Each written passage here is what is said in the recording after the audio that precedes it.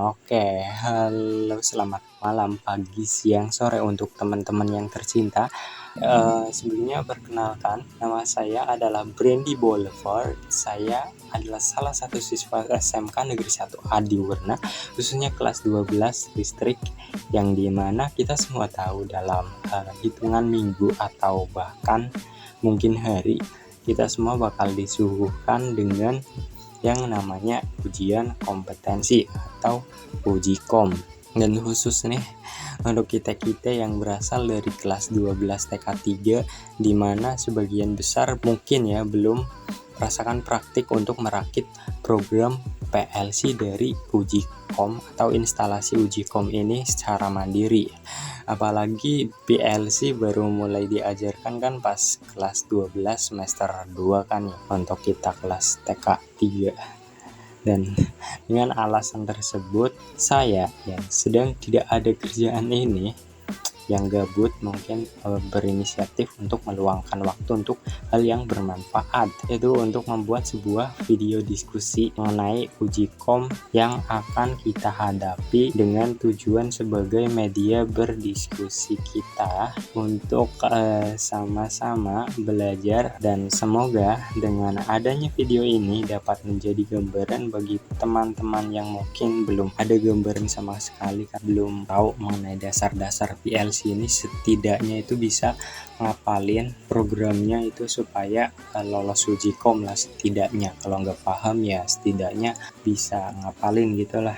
Dan saya juga terbuka jika terdapat kekeliruan atau sesuatu yang kurang dalam program ini yang saya buat di sini di video ini. Mungkin teman-teman yang lebih paham bisa mengoreksi ya, bantu mengoreksi saya supaya kita sama-sama belajar. Jadi saya tidak ada niatan untuk mengguru di sini, tetapi niatan saya adalah berdiskusi untuk supaya kita sama-sama melewati uji kompetensi ini dengan lancar, husnul khotimah gitu.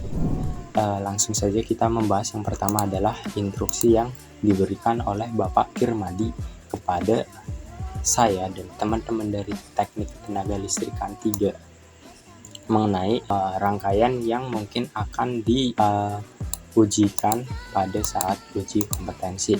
Yang pertama yang paling utama adalah kita disuruh untuk membuat rangkaian otomatis RF dengan menggunakan PLC. Jadi yang biasanya kita manual gitu TK 3 ya, kita harus memadukannya dengan yang namanya PLC gitu. Jadi harus otomatis. Lalu yang selanjutnya itu input yang digunakan 3 atau mungkin melalui 3 komponen, yaitu emergency dan PB off yang sekaligus dengan tombol reset. Jadi tombol emergency ini dan tombol off itu nantinya kita akan jadikan pula sebagai tombol reset dari counter gitu. Nah, selain emergency dan PB off juga menggunakan tentunya PB on lah. Ya masih dasar lah. Lalu normally open overload dihubungkan dengan lampu emergency yang berwarna merah yang berkedip ketika menyala. Nah, kode untuk kedipnya itu ini teman-teman. Jadi nanti kita akan menggunakan normally open yang dimasukkan kode CF102. Nah, untuk prinsip kerjanya adalah sebagai berikut. Oh iya, untuk teman-teman yang mungkin udah paham ya, bisa skip ke menit sekian untuk langsung ke perakitan leadernya. Nah, nomor 1 itu ketika tombol on ditekan, motor menyala berputar ke kanan selama 5 detik.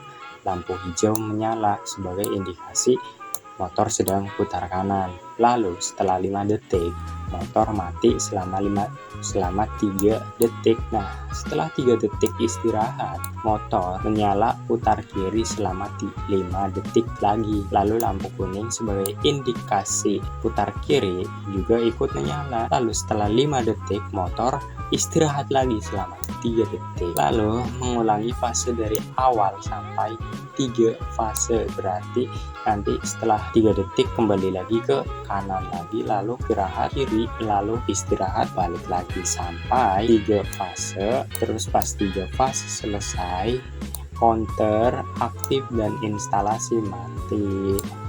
Lalu untuk risetnya kembali gimana Bang? Nah, resetnya itu menggunakan tombol off yang ditekan sekaligus mereset konten si tombol.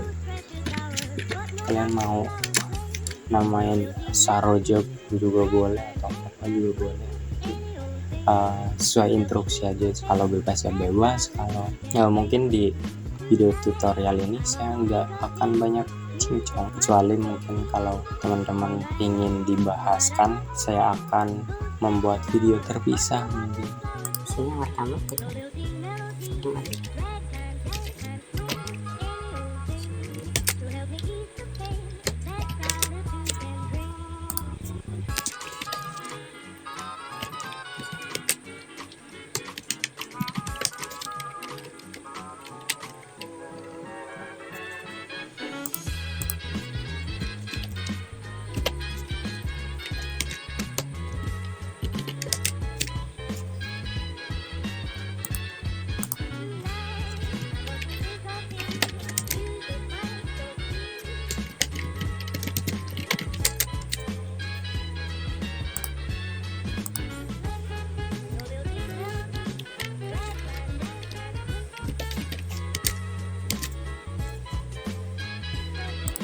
Nah, di sini sebenarnya kalau kita mau kasih kabel di sini atau tidak menggunakan kuncian juga bisa.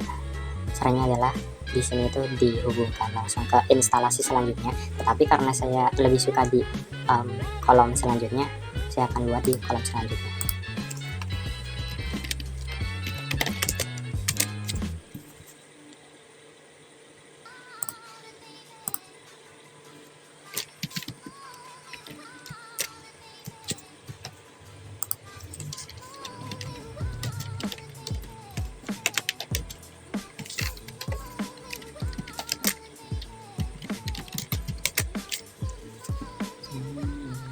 Oke, di sini saya akan menjelaskan lagi teman-teman ya.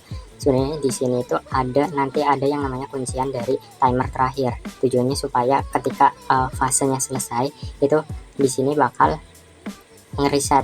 Tapi saya nggak akan taruh dulu supaya mungkin bisa lebih dipahami alurnya bagaimana, kenapa ini ada di sini. Jadi saya akan urutkan saja. Oke, lanjut sini.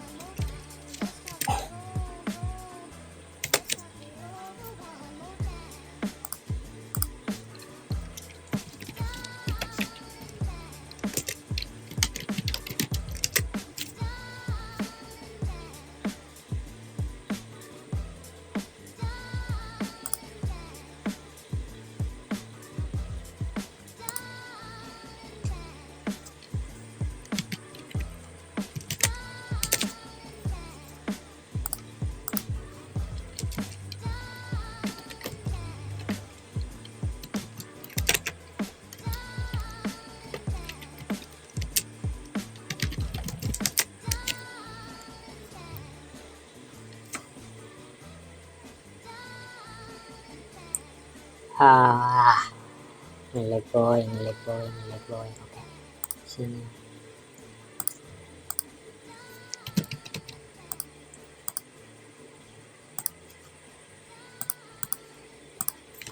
T00 T003 bentar. Apa ya, counter TNT T000 terakhir picture. Nah, seperti ini. Nah, untuk penjelasannya kenapa sih input dari counter itu T003, nanti saya bahas di komen saja lah untuk mempersingkat waktu. Nah, di sini itu kan ada, nah di sini dari sini itu kita tambahin T00.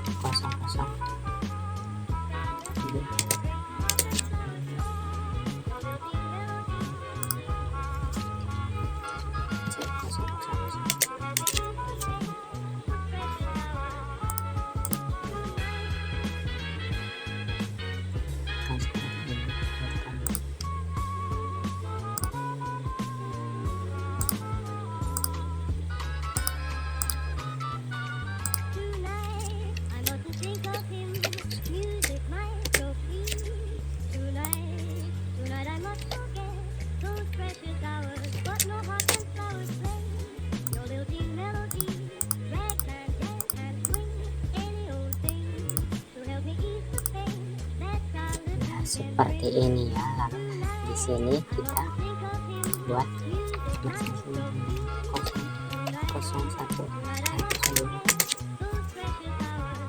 bila CF 102. Nah, seperti ini.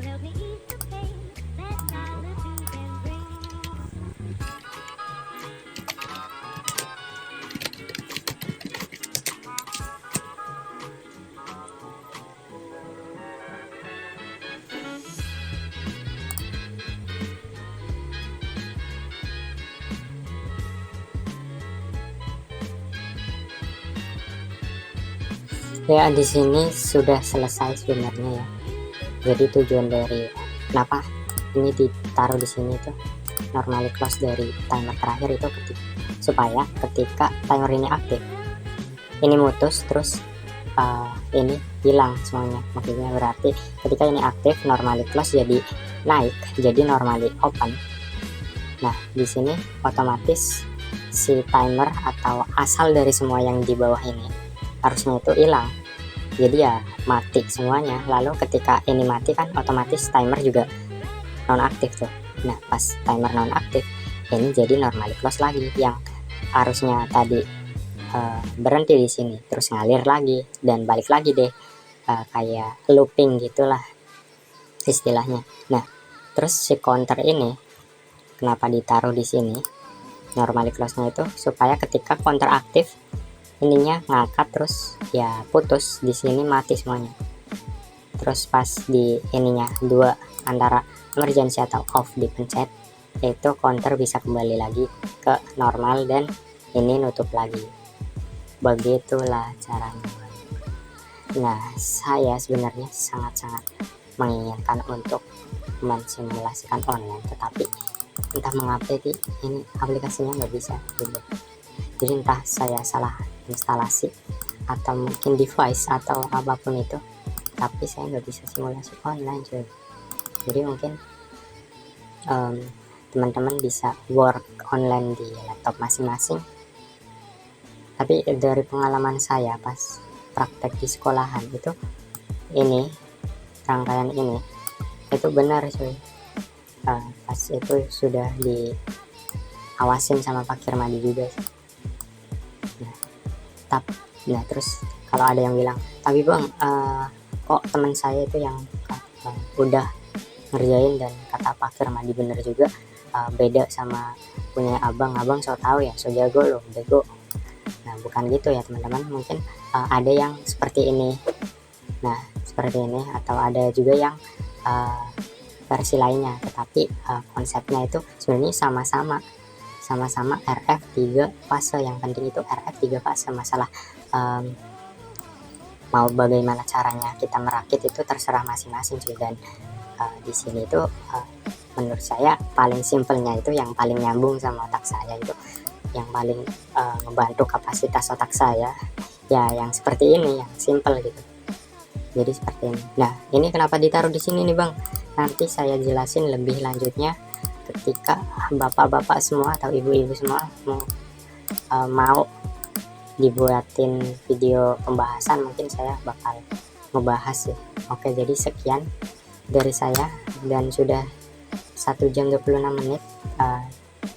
Ya sama